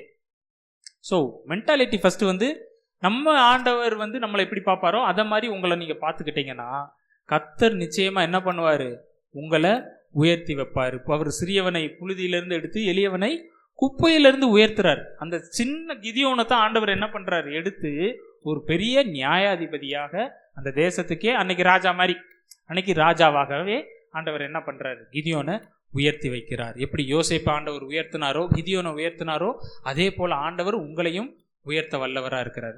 சரி, இன்னொரு உதாரணத்தை பார்ப்போமே. ரூத்தும் நல்ல ஒரு உதாரணம் தான். அவங்கள பார்த்தீங்கன்னா, இப்போ எலிமெலேக்கு யாரு, நகோமியோடைய கணவர். நகோமி, எலிமெலேக்கு இவங்கெல்லாம் பெத்லகேம்ல இருக்கிறாங்க. பெத்லகேம்ல இருந்துட்டு என்ன பண்றாங்க, ஒரு பஞ்சம் வந்தோடனே, இதெல்லாம் நியாயாதிபதிகள் காலத்துல தான் நடக்குது. நியாயாதிபதிகள் காலத்துல தான் இந்த ரூத் சம்பவம் நடக்குது. இப்ப இவங்க பஞ்சம் பிழைக்கிறதுக்காக எங்க போறாங்க, மோவாப் தேசத்துக்கு போறாங்க. மோவாப் தேசத்துக்கு போய் அங்க போய் தன்னுடைய 2 பசங்களுக்கும் கல்யாணம் பண்ணி வச்சிட்டாரு. ஒரு பால், இன்னொருத்தவங்க ரூத், 2 மருமக பிள்ளைங்க அவருக்கு இருக்கிறாங்க. கொஞ்ச நாள் கழிச்சு எலிமெலேக்கு இறந்துடுறாரு. எலிமெலேக்கு இறந்த மாதிரியே யார் இறந்துடுறது, அவருடைய 2 பசங்களுமே இறந்துடுறாங்க. இப்போ உயிரோட இருக்கிறது யாரு, நகோமி, ஒர்பால், ரூத், இவங்க தான் இருக்கிறாங்க. இப்போ நகோமிக்கு கேள்விப்படுறாங்க, இந்த மாதிரி ஆண்டவர் அவங்க ஜனங்களை போசிக்கிறாரு அப்படின்னோடனே என்ன பண்றாங்க, மறுபடியும் தங்களுடைய சொந்த ஊராகிய பெத்லகேமுக்கே திரும்பி போறாங்க. அப்படி போகும்போது இவங்க சொல்லிட்டு போறாங்க, நீங்க 2 பேரும் இங்க இருந்து வேற கல்யாணம் பண்ணிக்கோங்க அப்படின்னு. ஆனா அந்த ஒரு சில கான்வர்சேஷனுக்கு அப்புறம் ஒரு பால் நின்றுறாங்க. ஆனா ரூத் என்ன செய்யறாங்க, நீங்க எங்க போனாலும் நான் அங்கதான் வருவேன், நீங்க எங்க மறிக்கிறீங்களோ அங்கதான் நானும் மறிப்பேன், உங்க தேசம் என்னுடைய தேசம், உங்களுடைய மக்கள் என்னுடைய மக்கள், உங்களுடைய தேவன் என்னுடைய தேவன் அப்படின்னு சொல்லிட்டு வராங்க. நம்ம இதை சாதாரணமா வாசித்துடுறோம். ஆனா நியாயப்பிரமாண சட்டத்திட்டத்தின்படி ஒரு மோவாபியர்கள் சபைக்குள்ள நுழையவே முடியாது. ஏன்னா பிளேயாம் பண்ண ஒரு காரியத்தினால, நீங்க பின்னாடி பேக்ரவுண்டு அது வேற இருக்கும். பிளேயாம் ஒரு வேலையை பண்ணி விட்டு போயிருப்பாரு. கர்த்தர் சபிக்க சொல்லியிருப்பார். பாலாக் ராஜா சபிக்க சொல்லுவான், இஸ்ரேல் ஜனங்களை சபி அப்படின்னு. ஆனா கர்த்தர் என்ன செய்ய மாட்டாரு, சபிக்க விட மாட்டார், அதுக்கு பதிலா ஆசீர்வதிக்க விட்டுருவார். இந்த பாலாக்கு என்ன பண்ணிடுவாருன்னா, ஒரு குறுக்கு வழியில ஒன்று பண்ணி விட்டு போயிடுவார், ஒரு மேட்டரை பார்த்து விட்டு போயிடுவார். இவங்களை சபிக்க முடியாது, கர்த்தர் இவங்களோட இருக்கிறாரு. ஒருவேளை கர்த்தர் இவங்களை விட்டு விலகிட்டா அந்த சாபம் இவங்களுக்கு வந்துரும்னு இவர் என்ன பண்ணிடுவாரு, ஒரு கூலிக்காக, அந்த பாலாக் கொடுக்குற கூலிக்காக என்ன பண்ணிடுவாரு, வேசித்தனம் பண்ண வச்சிருவார். ஸோ அந்த ஒரு ப்ராப்ளம்னால அந்த ஒரு அது சாபமா ஆண்டவர் கொடுத்துருவார். இனி மோவாபியர்கள் என்ன பண்ணக்கூடாது, சபைக்குள்ள வரக்கூடாதுன்ற மாதிரி ஒரு சாபம் இருக்கும். இது ரூத்துக்கு தெரியாதுன்னு நினைக்கிறீங்களா? சொல்லியிருப்பாங்கல்ல, ஏமா நீங்க அங்க வர முடியாதுன்னு நகோமி சொல்லியிருப்பாங்க கண்டிப்பா. அப்ப எல்லாம் தெரிஞ்சுதான் என்ன பண்றாங்க, ரூத் நாட்டுக்குள்ளே வராங்க. அதனால தான் கர்த்தர் அதை கனப்படுத்துறாரு. உன் தேவன் என் தேவன் அப்படி சொல்லிட்டு வராங்க. தனக்கு அவங்க அந்த நாட்டுக்குள்ள என்ன நடக்கும்னு அவங்களுக்கு தெரியாது. பார்க்குறவன் அற்பமாக தான் பார்ப்பான். என்னதான் இருந்தாலும் அது புறஜாதியா தானே. யூதர்கள் அதில் வைராக்கியமாக இருப்பாங்க, புறஜாதியர்களை அடிமை மாதிரி தான் பார்ப்பாங்க. அதுலேயும் பெண்கள்னா பாருங்க, உங்களுக்கு தெரியுமான்னு தெரியல, யூதர்கள் வந்து பெண்களை ஒரு நாய்க்கு சமமாக தான் பார்ப்பாங்க. ஸோ அந்த மாதிரி தான் அதுலேயும் புறஜாதி பெண்ணா பாருங்க. எல்லாம் தெரிஞ்சுதான் நகோமிக்காக என்ன பண்ணுறாங்க, அந்த அன்பின் நிமித்தம் வராங்க மாமியாருக்காக. அப்போ உள்ள வரும்போது பாருங்க, சாப்பிட வேணும், சாப்பாட்டுக்கு என்ன பண்ணுறது, புது இடம், சாப்பாடுக்கு வந்து இல்லை. அப்போ போய் யாருடைய நிலமாவது தெரிஞ்சா நான் போய் என்ன பண்ணிட்டு வரேன், கதிர்கள்லாம் எடுத்துட்டு வரேன் அப்படின்ட்டு போகிறாங்க. போய் பொறுக்கிட்டு இருக்காங்க, எல்லா தானியங்கள் அந்த இதெல்லாம் எடுத்துக்கிட்டு இருக்காங்க. அதில் யார் எடுப்பாங்கன்னு தெரியுமா? லேவியராகமம் 19ஆம் அதிகாரம் 9-10 எடுத்து வாசிங்க. லேவியராகமம் 19ஆம் அதிகாரம் 9-10. லேவியராகமம் 19ஆம் அதிகாரம் 9-10. கரெக்ட் தான், வாசிங்க. நீங்கள் தேசத்தின் பயிரை அறுக்கும் போது உன் வயலின் ஓரத்தில் இருந்ததை தீர அறுக்காமலும், சிந்தி கிடைக்கிற கதிர்களை பொறுக்காமலும், உன் திராட்சை தோட்டத்திலே பின் அறுப்பு அறுக்காமலும், அதிலே சிந்தி கிடைக்கிற பழங்களை பொறுக்காமலும் அவைகளை எளியவனுக்கும் பரதேசிக்கும் விட்டு விடுவாயாக. நான் உங்கள் தேவனாகிய கர்த்தர். அப்ப சிந்தி கிடக்கிறத என்ன செய்யக்கூடாதான்? இப்ப தோட்டத்துக்கு வயல்வெளிக்கு சொந்தக்காரர் என்ன பண்ணக்கூடாது, இப்படி ஓரத்தெல்லாம் தீர அறுக்கக்கூடாது.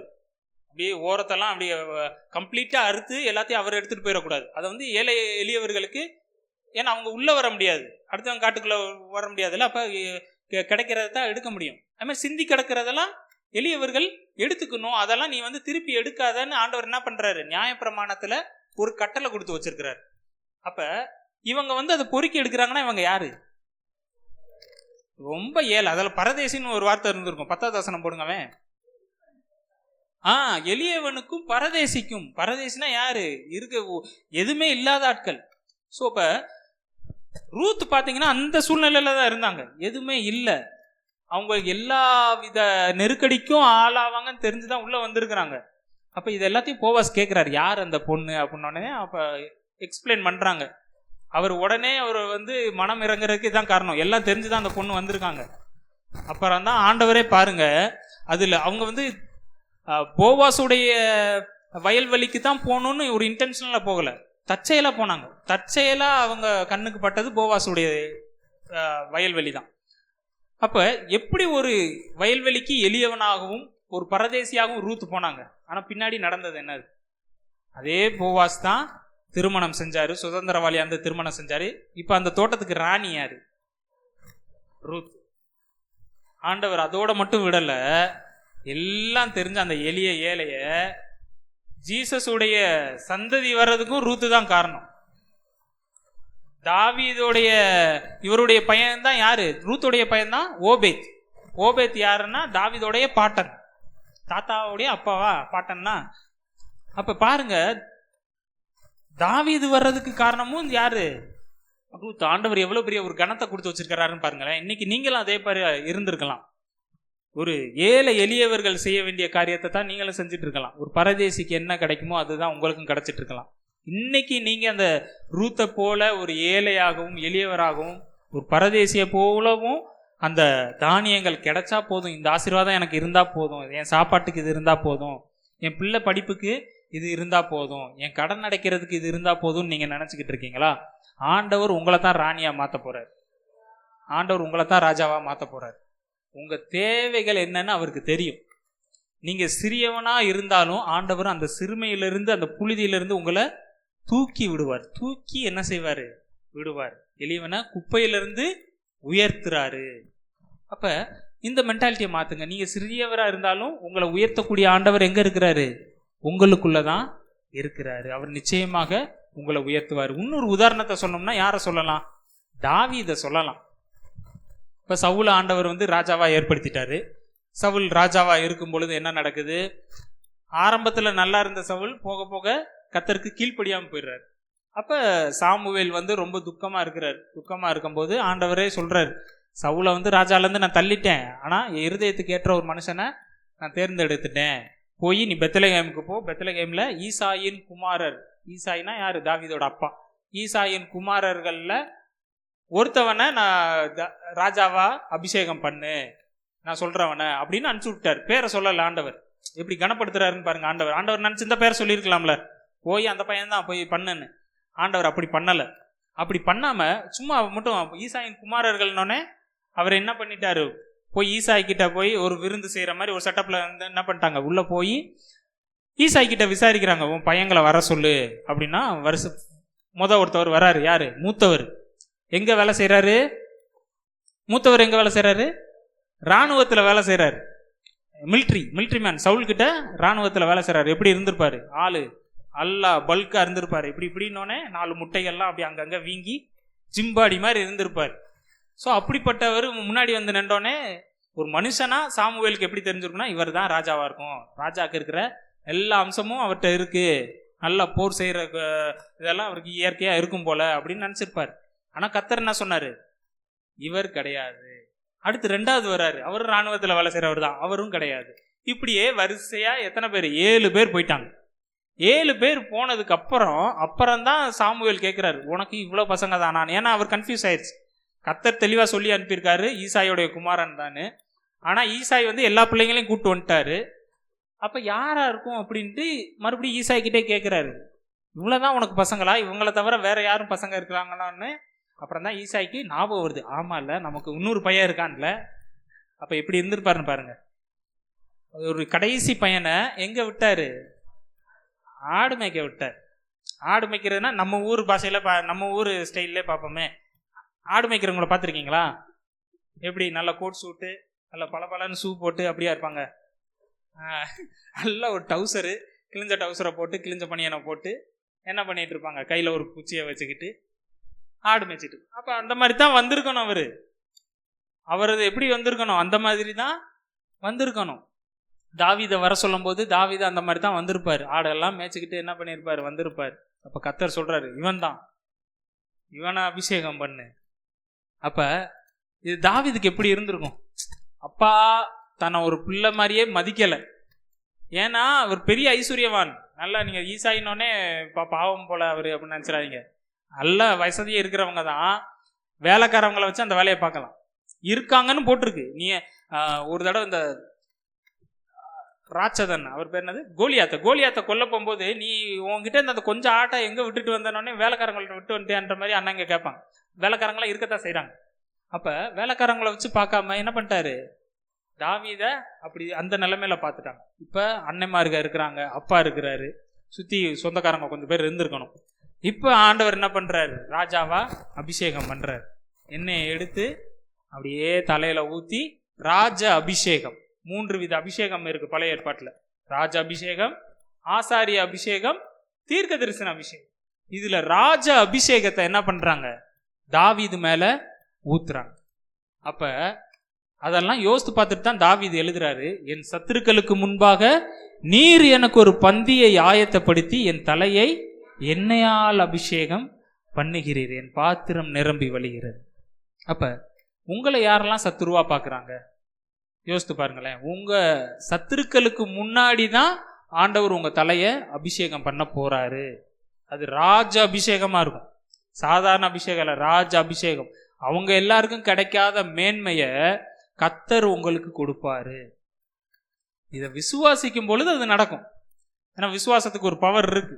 நீங்க விசுவாசிச்சு, ஆமா இன்னைக்கு நான் எளியவனா இருக்கலாம், ஆனா கர்த்தர் என் தலையை எண்ணெயால் அபிஷேகம் பண்ணுவார், என்னை அபிஷேகம் பண்ணுவார், என் சத்துருக்களுக்கு முன்பாக எனக்கு ஒரு பந்தி ஆயத்தம் பண்ணுவார், என்னை உயர்த்துவார்னு நீங்க சொல்லும்போது நிச்சயமாக தாவீதை எப்படி ஒரு ராஜாவா ஆண்டவர் உயர்த்தினாரோ அதே போல ஆண்டவர் உங்களையும் உயர்த்த வல்லவராக இருக்கிறார். ஃபைனலா பேதுருவை பத்தி பார்ப்போம். பேதுரு புதிய ஏற்பாட்டில் லூக்கா 5வது அதிகாரம் 1-11, அப்போஸ்தலர் 2வது அதிகாரம். இதை வீட்டில் போய் படிச்சிங்கன்னா உங்களுக்கு தெரியும் இன்னைக்கு சொல்கிற பேக்ரவுண்ட் என்னன்னு.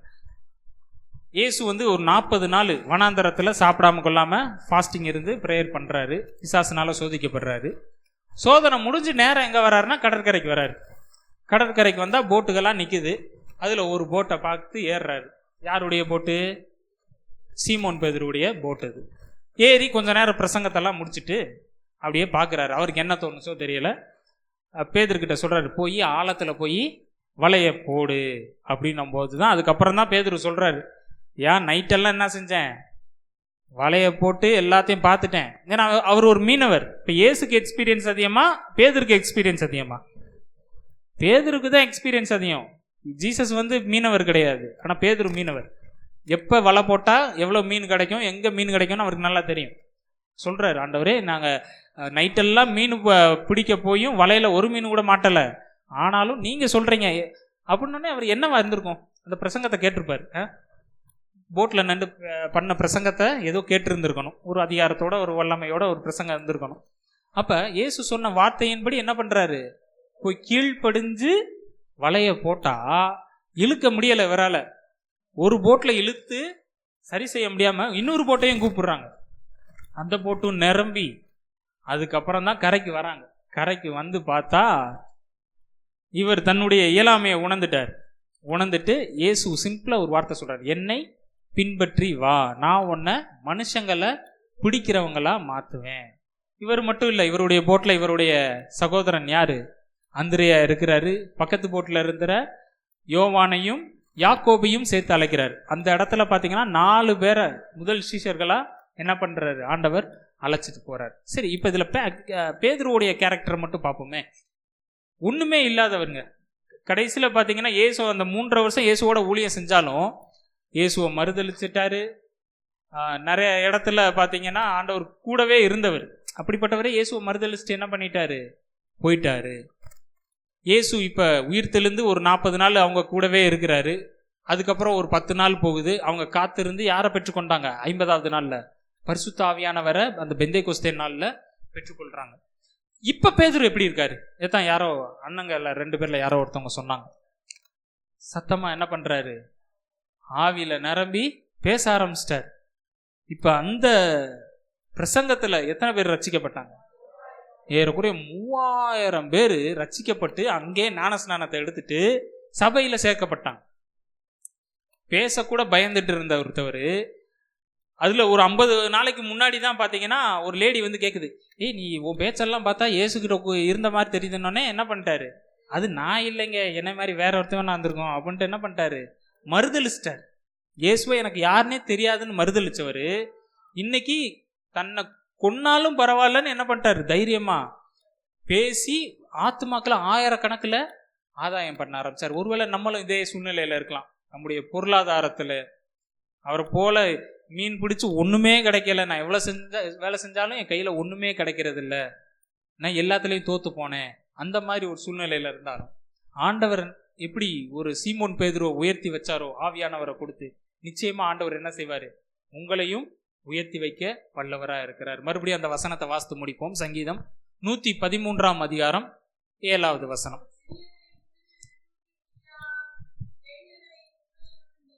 அவர் சிறியவனை புழுதியிலிருந்து தூக்கி விடுகிறார், எளியவனை குப்பையிலிருந்து உயர்த்துகிறார். கண்களை மூடி ஜெபிப்போம்.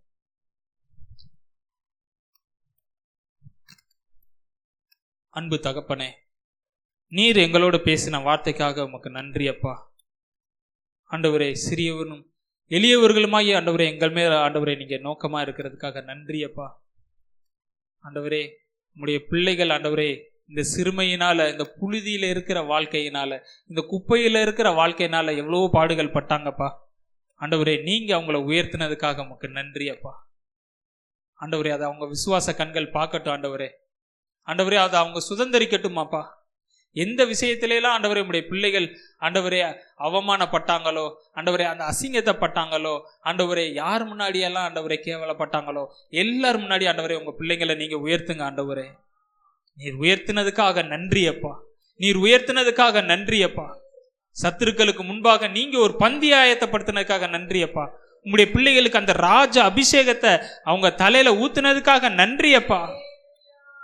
அப்பா, எந்த இடத்துல ஆண்டவரே சாப்பாட்டுக்காக ஒரு ரூத்தை போல ஆண்டவரே அந்த காரியங்களை கோரிக்கை எடுத்துட்டு இருந்தாங்களோ, இது இருந்தா போதும் என் சாப்பாட்டுக்கு நினைச்சாங்களோ, ஆண்டவரே அந்த இடத்துல ஒரு ராணியை போல ஆண்டவரே நீங்க மாத்தினதுக்காக நன்றி.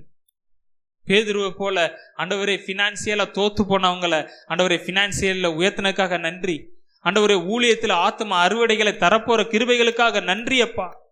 ஆண்டவரே குழியில இருந்த யோசேப்பை ஆண்டவரே பல பேருக்கு சாப்பாடு கொடுக்க வச்சீங்க. ஆண்டவரே அதே போல உங்களுடைய பிள்ளைகளுக்கும் ஆண்டவரே நீங்க செய்ய போற கிருபைக்கு நன்றி. ஆண்டவரே சொந்தங்களால் கைவிடப்பட்ட தாவீதை ஆண்டவரே நீங்க கண்ணோக்கி பார்த்தீங்கப்பா. நீர் ராஜா அபிஷேகம் செஞ்சீர். ஆண்டவரே அந்த அபிஷேகத்தை உங்க பிள்ளைங்க தலை மேல வைங்கப்பா. உங்க பிள்ளைங்க ஆண்டவரே என்ன விஷயங்கள்லாம் ஆண்டவரே கேட்குறாங்களோ ஆண்டவரே அந்த விஷயங்களை ஆண்டவரே அந்த காரியங்களை ஆண்டவரே நீங்க இப்பொழுது கட்டளை எடுங்கப்பா. என் தேவனே உங்க பிள்ளைங்களோட இருங்க. உங்கள் பிள்ளைகளுக்குள்ள இருந்து ஆண்டவரே நீங்க அவங்கள வழி நடத்துங்கப்பா. சகலத்தையும் கரத்துல ஒப்பு கொடுக்குறோமாப்பா. ராஜாவும் மாளிகையில் ராப்பகலாய் அமர்ந்திருப்பே. இயேசு ராஜாவும் மாளிகையில் ராப்பகலாய் அமர்ந்திருப்பே. துதித்து மகிழ்ந்திருப்பே. துயரம் மறந்திருப்பே. துதித்து மகிழ்ந்திருப்பே. எல்லா துயரம் மறைந்திருப்பே. தாழ்மையிலே நினைத்தவரே ஆராதனை உமக்கே. தாழ்மையிலே நினைத்தவரே ஆராதனை உமக்கே. ஏழ்மையை மாற்றி நீரே ஆராதனை உமக்கே. ஏழ்மையை மாற்றி நீரே ஆராதனை உமக்கே. ஆராதனை ஆராதனை அப்பா அப்பா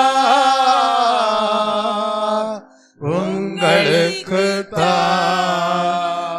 ஆராதனை ஆராதனை அப்பா அப்பா உங்களுக்கு ஆம் தெய்வ பிள்ளையே, நம்முடைய தேவன் சிறியவனை புழுதியிலிருந்து தூக்கி விடுகிறார், எளியவனை குப்பையிலிருந்து உயர்த்துகிறார். அப்படியே யோசேப்பனுடைய வாழ்க்கை, கிதியோனுடைய வாழ்க்கை, ரூத்தினுடைய வாழ்க்கை, தாவீதனுடைய வாழ்க்கை, பேதுருடைய வாழ்க்கை அப்படியே தேவனால் உயர்வை கண்டடையக்கூடியதாக இருந்தது. அப்படிப்பட்ட எடுத்துக்காட்டுகளை வைத்து திருஷ்டாந்தமாக தேவனுடைய செய்தியை இந்த காலை வேளையிலையும் கேட்கும்படியாக கர்த்தர் அனுகிரகம் செய்திருக்கிறார் என்றால், இந்த காலை வேளையிலே இந்த வாக்குத்தத்த வசனத்தை நீங்கள் நம்புங்கள், உறுதியாக பற்றி பிடித்து கொள்ளுங்கள். நீங்கள் சிறியவர்களைப் போல இருக்கலாம், எளியவர்களைப் போல இருக்கலாம். ஆனால் வேதம் சொல்லுகிறது, எளியவர்களுடைய நம்பிக்கை ஒருபோதும் அல்லேலூயா கெட்டு போவதில்லை. அல்லேலூயா, அவர்களுடைய நம்பிக்கை ஒருபோதும் தள்ளப்படுவதும் இல்லை. அவர் சிறியவனை புழுதியிலிருந்து என்ன செய்கிறார்? தூக்கி விடுகிறார். எளியவனை குப்பையிலிருந்து என்ன செய்கிறார்? உயர்த்துகிறார். அப்படிப்பட்ட தூக்கி விடுகிற தேவன், உயர்த்துகிற தேவன் உங்களுக்கு துணையாளராய் இருக்கிறபடியால் நன்றியோடு தேவனை ஸ்தோத்தரிப்போம். ஸ்தோத்திரம் ஸ்தோத்திரம் ஸ்தோத்திரம். வேதாகம பக்தர்களுடைய வாழ்க்கையிலே அப்படிப்பட்ட தூக்கி விடப்படுகிற அனுபவமும் உயர்த்தப்படுகிற அனுபவமும் உண்டாயிருந்திருக்குமே. ஆனால் இன்றைக்கு உங்கள் வாழ்க்கையிலேயும் கர்த்தர் அப்படிப்பட்ட நம்பிக்கையை ஏற்படுத்தி உங்களை ஆசீர்வதிக்க சித்தம் கொண்ட தயவுக்காக நன்றியோடு தேவனை ஸ்தோத்தரிப்போம். ஸ்தோத்திரம் ஸ்தோத்திரம் ஸ்தோத்திரம். ஜெபிப்போம். மைக்க வரன்ஸ்கிட்ட கொடுங்க.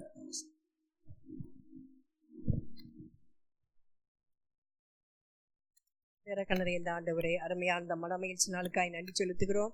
சிறியவனை ஆண்டவரே புழுதியிலிருந்தும் எளியவனை குப்பையிலிருந்தும் எடுத்து உயர்த்துகிற கர்த்தர் என்று இந்த நாளிலே ஆண்டவரே எங்கள் திருச்சபைக்கு கர்த்தர் கொடுத்த வசனத்துக்காக உமக்கு நன்றி செலுத்துகிறோம். ஆண்டவரே அப்பா வேத புத்தகத்தில் சிறுமைப்பட்ட எளிமைப்பட்ட அனுபவத்தை கடந்து சென்ற 5 கதாபாத்திரங்களை கர்த்தர் இன்றைய நாளிலே எங்களுக்கு நீங்கள் விலக்கி காண்பித்த தயவுக்காய் ஸ்தோத்திரம். ஆண்டவரே உடன்பிறப்புகளால் ஆண்டவரே ஒதுக்கப்பட்டு, ஆண்டவரே இஸ்மவேலர்களால் விற்கப்பட்டு, ஆண்டவரே போத்திபார் மனைவியால் ஆண்டவரே தவறான ஆண்டவரே பாதையில் காட்டி கொடுக்கப்பட்டு சிறைச்சாலையிலே துன்பம் அனுபவித்த யோசேப்பை ஆண்டவரே வார்த்தை புடமிட்டு ஆண்டவரே அவர் இந்த உபத்திரவத்தில் ஒரு ஆளுமை தன்மையை ஆண்டவரே அந்த அனுபவத்தை பெற்றுக்கொண்டு முடிவிலே கர்த்தர் அவரை நீர் உயர்த்தினீர் அப்பா. அதற்காக உம்மை ஸ்தோத்தரிக்கிறோம். அப்படியாயும் கூட ஆண்டவரே அப்பா கிதியோன் பயமும் தாழ்வு மனப்பான்மை உள்ள கிதியோனை கர்த்தர் எடுத்து பயன்படுத்தினீர். ஆண்டவரே சபிக்கப்பட்ட மோவாபினத்தை சார்ந்த ரூத்தை கர்த்தர் உயர்த்தி அவள் மூலமாக இயேசுவின் சந்ததியை கர்த்தர் நீர் அப்பா கொண்டு வந்தீர் அப்பா. அப்படியாக குடும்பத்தாரால் புறக்கணிக்கப்பட்ட தாவீதை ராஜாவாக அபிஷேகம் பண்ணி உயர்த்தினீர். அப்படியாக ஆண்டவரே மறுதலித்து பயந்த சுபாவமுள்ள பேதுருவை கர்த்தர் நீர் உயர்த்தி அபிஷேகித்து 3000 பேர் ஆண்டவரே மனம் திரும்பத்தக்கதாக கர்த்தர் நீர் உயர்த்தினீர். இன்றைய நாளிலே ஆண்டவரே இந்த 5 வித அனுபவங்களை ஆண்டவரே அப்பா வேத புஸ்தகத்தில் கர்த்தர் எங்களுக்கு விலக்கி காட்டினீர். இந்த வெளியே திருச்சபைக்கு கொடுத்த இந்த வசனத்துக்காய் நன்றி செலுத்துகிறோம். எங்கள் திருச்சபையிலும் கூட இந்த 5 வித அனுபவத்தை உடையவர்களாய் நாங்கள் ஆண்டவரே இருப்பின் ஆண்டவரே கர்த்தர் எங்களுக்கு இந்த நாளிலே நம்பிக்கை ஊட்டும் விதமாக, ஆச்சரியப்படத்தக்க விதமாக, ஆசீர்வதிக்கப்படத்தக்க விதமாக இன்றைய நாளிலே கர்த்தர் எங்களுக்கு நீர் அளித்த வசனத்திற்காக கொடானு கொடி நன்றி செலுத்துகிறோம் அப்பா. ஆண்டவரே நாங்கள் இவற்றிலே நம்பிக்கையாக இருந்து கர்த்தர் எல்லா சிறுமையிலிருந்தும் எல்லா உபத்திரவத்திலிருந்தும் எல்லா ஆண்டவரை சிறுமையான சூழ்நிலை உயர்த்தி ஆசீர்வதிக்கிற தேவன். ஆண்டவரே உலகத்தார் எங்களுடைய குறைவான அனுபவங்கள் ஆண்டவரை உபத்திரவங்களில் பார்ப்பார்கள், நகைப்பார்கள். ஆனால் அந்த நிலையிலிருந்து உயர்த்தி விடுகிற கர்த்தர் நீரென்று இந்த நாளிலே எங்கள் கற்றுக் கொடுத்த கிருபைக்காய் ஸ்தோத்திரம். அப்படியாக நீ அளித்த அந்த வசனத்துக்காக நாங்கள் கொடானு கொடி நன்றி செலுத்துகிறோம். தேவ செய்து கொடுத்ததான ஆண்டவர் மகனுக்காய் நன்றி செலுத்துகிறோம். கர்த்தர் அவரை ஆசீர்வதித்து எழுப்புதலின் காலங்களில் அநேக வாலிப பிள்ளைகளுக்கு ஆண்டவரே அப்பா தகப்பனே அவர் அப்பா வேத வசனத்தை பிரசங்கித்து அநேக வாலிப பிள்ளைகளை எழுப்பத்தக்கதாக கர்த்தர் அப்படிப்பட்ட கிருபை வரங்களை தரும்படியாய் ஜெபிக்கிறோம். இயேசுவின் நாமத்தில் ஜெபம் கேளும் ஜீவன்ல நல்ல பிதாவே, ஆமீன். கர்த்தர் ஜெபத்தை கேட்ட தயவுக்காக தேவனை ஸ்தோத்தரிப்போம். ஸ்தோத்திரம் ஸ்தோத்திரம் ஸ்தோத்திரம். நாம் எல்லாரும் சேர்ந்து சொல்வோம், என் ஆத்துமாவே கர்த்தரை ஸ்தோத்தரி, என் முழு உள்ளமே பரிசுத்த நாமத்தை ஸ்தோத்தரி. என் ஆத்துமாவே கர்த்தரை ஸ்தோத்தரி, அவர் செய்த சகல உபகாரங்களையும் மறவாதே. ஆமீன். நம்முடைய கர்த்தராகிய இயேசு கிறிஸ்துவுடைய கிருபையும் பிதாவாகிய தேவனுடைய அன்பும் பரிசுத்த ஆவியானவருடைய அந்யோன்ய ஐக்கியமும் சமாதானமும் சந்தோஷமும் இன்றும் என்றும் சதா காலங்களிலும் நம் அனைவரோடும் நம்முடைய குடும்பங்களோடும் சபையாரோடும் இருப்பதாக. ஆமீன். அவர் சிறியவனை புழுதியிலிருந்து தூக்கி விடுகிறார், எளியவனை குப்பையிலிருந்து உயர்த்துகிறார் என்கிற வசனத்தின் மூலமாக நீங்கள் கேட்ட தேவ செய்தி உங்கள் வாழ்விற்கும் ஆசீர்வாதமாக காணப்பட தேவன் தாமே உங்களை பலப்படுத்தி மேன்மைப்படுத்துவாராக. ஆமீன்.